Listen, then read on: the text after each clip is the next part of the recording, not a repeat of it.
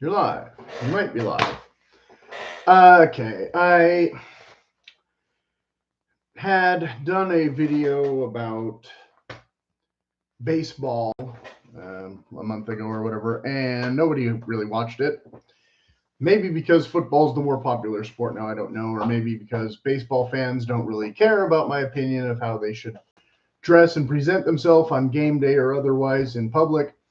And I imagine football fans will be even worse, and it would be a lot easier probably if I made this video about hockey, which maybe next month. But Thanksgiving's coming up, and that's a huge day for mostly college football fans, but probably also professional fans. But I did order some hats that haven't come in yet, so most of the stuff I would have that I could show is hockey or baseball stuff. So I'm not going to show the baseball stuff because you can just watch the baseball video. And like I said, I'll probably do a hockey video soon enough, so I'm not going to show the hockey stuff. The point, though, is I do have several, or at least two, like class photos or whatever from when I was young that ordinarily I would put in the community post menu, but YouTube always blows a gasket when I try to share photos of me as a child, because apparently that's controversial now, even though I wasn't always this age. And I don't think that pretty innocuous photos of me as a kid are in any way, shape, or form, questionable in terms of content or whatever. But we'll have to skip it. But anyway, suffice to say, obviously I used the thumbnail of the old infamous, or should be infamous, or is even well known now, or is he long forgotten, Red Grange. I would like to say that this movie would be a good source, but the beginning of the movie, there's a very brief shot of the college football fan crowd, and they're all basically wearing newsboy caps and tweed jackets and things. And so, no, I don't think that is the style of thing. I don't even want to wear this hat right now. I just put it on for effect. Do I think that if you're going to a football game, you're going to want to wear a 1920s hat? No. That's not the point. Or you could go with a less newsy style and more flat cap if you just wanted to wear an old style hat. But again, these are not necessarily football fan hats. And of course, in those days, not maybe this style, but fedoras were also common. And if you wear a fedora and a tie to a football game or even a hockey game these days, everybody will just look at you weird, probably, because you're too dressed up for a casual event, right? So even though it's not a football attire thing, a baseball hat is considered, more appropriate, although these don't have any team logos or team letters or college university affiliations. These are just hats that I grabbed. Of course, as I showed in a previous video, this is a little more of an acceptable preppy style. This is a crossover. It's not a true preppy hat or whatever. But now we're getting more into what becomes in fashion in the 60s, right? But what happens by the time of the 60s, this movie talks about, how these professional football players were these boorish, sloppy, illiterates, undisciplined and just brawling in the mud, basically, whereas the college guys were more like the professional athletes, even though they were young and their career was over when they were 22. But the fandom being, again, poor people from the farm versus wealthy people attending Harvard or Yale, right? The first uniforms and all that, I think being the Harvard and Yale game, and then we have the Army Navy tradition and blah, blah, blah. And, of course, the football jerseys of the day, which, again, very preppy style, more of the rugby shirt, right, which is a polo shirt with long sleeves, and in some cases this being more of a T-shirt weave, not a true rugby weave, but here almost true school colors. I mean, this one, Ravenclaw, right? Or, you know, if you live back east or somewhere, this, what, Michigan colors, if you wanted to be literal. There's other versions of blue and yellow, UCLA, or, of course, well, technically all of the UCs, yada, yada, yada. And, of course, the yellow bean colors, which also look kind of Harry Potter, except that it should only be 2 colors instead of 3 for Harry Potter, or most of the actual Ivy League schools are only 2 colors. I learned that recently when I was looking into this a little bit more, because I was trying to find the ultimate preppy stuff, and more for the channel than for, you know, wanting to represent any particular school or organization. But and of course at nautical, I talked about the nautical thing. You could just do red, white, and blue, which again, more school colors would be either blue and white or red and white or red and blue, not red, white, and blue. But if you're going nautical, then it's totally preppy and it's totally nautical to be patriotic, because this can be Britain or the US. But again, the rugby shirts, my point being, like when I was a child, I had football shirts up the wazoo, but what were they? They were all short sleeve polyester things, many of them mesh, and it would usually just have numbers on the front and the back. And so they're not technically very classic or classy. Anything polyester is automatically cheap looking, but that's the dominant fabric now, dominating the fan apparel. So of course, if you're going to game day, you're perfectly willing to spend $120 for a polyester thing that's nowhere near as comfortable or breathable or even attractive as a traditional rugby jersey. But the football jerseys predating that, again, the pro ones look like they're all homemade, and that's kind of part of the appeal, right? Again, more of a hockey,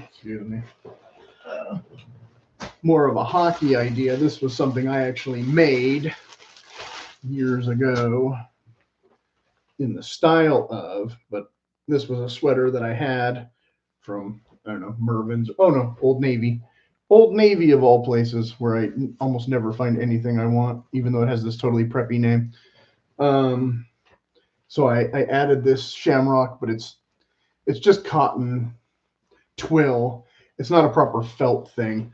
I would hearken you back to Colonel Blake in MASH, who always wears his, is it Iowa or Indiana? I forget. The big eye, it's the orange eye on the blue sweater, right? Because again, getting into more of the 60s, he has a true sweater with a felt patch on it, though. Not, you know, what we're starting to get more in the 60s, the printed stuff, right? This being obviously not a real football team. This is a beer, but still, it's made to look like a college jersey, or of course, something like this, which is more classy. Whereas again, team logos, I don't have any football team logos, but a college logo that's basically a cartoon character. So again, not as official or whatever as the mascot shirts and things, but most of them are too cartoony, a bit too childish. You know, the Buccaneers, the Raiders, whereas some of them are a little more simplistic, like the Cowboys with the star, or the 49ers, just numbers, right? Not a lot of, your results may vary, but it's not the exact same thing as what I was discussing with baseball, where, you know, well, this would be more like a college hat, but Los Angeles, 2 letters, New York Yankees, 2 letters, New York Mets, 2 letters, Pittsburgh having just a P, though, Cubs, Cincinnati, Cleveland, a lot of C's in football and baseball. But some colors also being, better looking overall than others. Like the browns is what, brown and orange. It's very autumn, but it's not very preppy, depending on how it's done, right? Your results may vary. But so if we're trying for, again, this one is not a true, again, rugby shirt, but we do have a little bit of contrast with the blue for the cold and the brown for the warm, and then the beige for the ground. A nice design overall, but not any particular team colors. So not really great for game day. Whereas this, again, could be, the Bruins or the Michigan or who's the other blue and yellow one? I forget. There's more than 2 or 3, but so off the top of my head, I can't think of every professional team. But of course, this would look more collegiate than in NFL anyway. And I don't have any NFL affiliation or NFL. I don't know what you're allowed to show and what you're not allowed to show anyway. So yeah. Whereas I think college I can get away with a bit easier. And I don't have any UCLA stuff lying around at the moment either. But USC, of course, is similar to this, but you'd have to lose the green. So again, the third color being problematic, more of a nice preppy design than a true football design. But if, this with the white contrast collar, which is very traditionally rugby, would stand out a bit more in a football setting, but again, would work well enough in a college setting more than a professional game day setting, I suppose. And of course, top it off with your scarf and your beanie. A beanie I will allow, although most of the NFL beanies, again, are going to have the team logo instead of a letter or a university kind of a letter, university letter. I'm saying the same thing twice in different words. Again, which this has the words instead of a letter, so not exactly the same thing, but this is obviously modeled after a college style sweatshirt of that period. Just a nostalgia piece, if you will, because of course, again, it's a beer, and the joke, I guess, being that if you're still drinking a lot of beer, you're probably not in college anymore. You probably never went to college in the first place or whatever. Although a lot of people do go to college just so they can drink beer still, I'm told. And let's not even try and open up that spring break can of worms. I'm a little disappointed. But of course, the ultimate piece, which I don't have here, I had done some shopping and came up a little disappointed, mostly in price range, but I found one thing and I'll do a video soon. But I will mention of course, Letterman's jacket, which of course is not so great in the springtime. I think the Letterman's sweater in California was the more popular choice in the early 60s. And then it got phased out. And when I was in school, the Letterman did still wear the jackets in winter and nobody wore the sweaters. And Jawson's wouldn't let you buy the jacket just by itself without any affiliation. I don't know. I had trouble navigating their website, but there were other sites that looked a little more promising. And I don't know who has the best prices, but I had seen some old-time fan apparel ones that were tempting, but they were well above the $300 range, which was more than I was going to spend to do a video like this for a jacket that I might be too embarrassed to wear because it didn't have very grounded colors, a little more, well, of course, my school, we had specific colors, but then they didn't use those colors for the jacket. They used the colors for the letter so that the jacket didn't have to be quite so loud. But then other colors that typically look good together, I don't think make a great jacket either, like black and red. is a common sports color pairing. But a letterman's jacket in black and red, you're either going to have a red body and black sleeves, which might be super bright here, or you're going to have a black body and red sleeves, which still doesn't look quite right. So what my school wasn't black and red, but what they had done was used black for the body, and then this kind of beige for the sleeves, and then, like I said, other colors on the your awards and your whatever you all your little designations or whatever. And of course, because if you had played multiple sports and lettered in each of those sports, then you could get an emblem for each of those sports on the initial for the school, blah, blah, blah. How, again, that's more high school, college, though. When it comes to NFL, a lot of times there will be a team logo or a lot of writing on the back or numbers. It'll be over the top. It almost never looks as good as you think it does. So that's why I'm saying, you know, I wish I had a better version to show, but most of the fan apparel jackets I've seen of that are a nicer version of the equivalent of a polyester shirt, for lack of a better.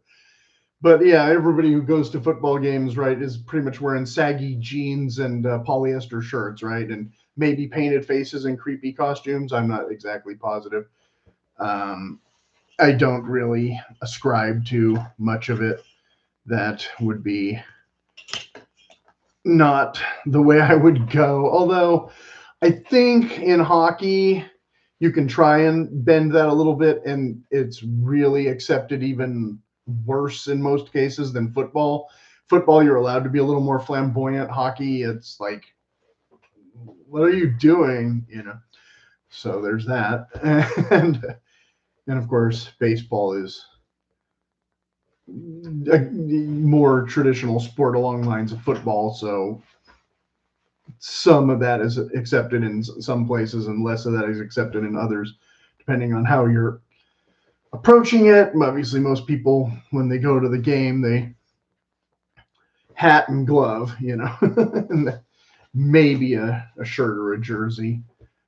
Whereas football, again, you're not wearing a football helmet most of the time unless you decorated it in some crazy way, because you're not going to enjoy watching a football game wearing a football helmet even and I've never seen anyone wearing a traditional leather one ever.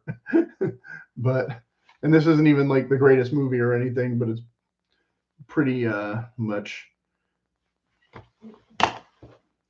accurate timepiece for our purposes of our discussion. But of course, George Clooney, even though he's supposed to be a poor bum, dresses, you know, fantastic in the film. Somehow he squirrels away enough money to buy nice outfits, or the costume designer did a good job anyway. And same with the other guy is supposed to be more of an elite college athlete of the time, the effete or whatever. So of course he has nice duds too. Anyway, so I don't know if I forgot anything. Like I said, I didn't get my hats yet, and I didn't get my other things, so I'll do a separate video for that, probably for the big game day weekend next week. And the three of you who watch this will hopefully have more people watch that one with you or something. So if you have any questions, please leave them in the comments, and we'll talk about something more about clothes than sports or whatever.